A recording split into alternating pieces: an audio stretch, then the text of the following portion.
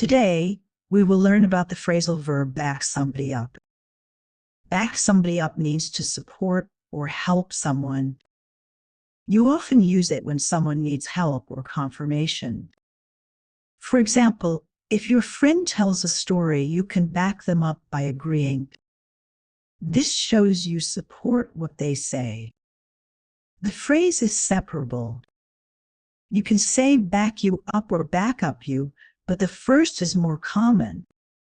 You can use it in work or with friends. For example, I will back you up in the meeting. Or she backed me up when I was in trouble. Remember, it means more than just helping. It often means defending or supporting someone's opinion. Don't forget to put the person between back and up.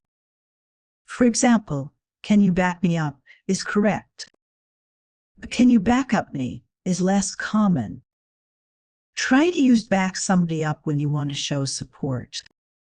It makes your English sound natural and friendly. Practice with your friends or colleagues. Next time someone needs help, say, I will back you up. This phrase is useful and easy to remember. Keep practicing, and you will master it soon. Thanks for watching.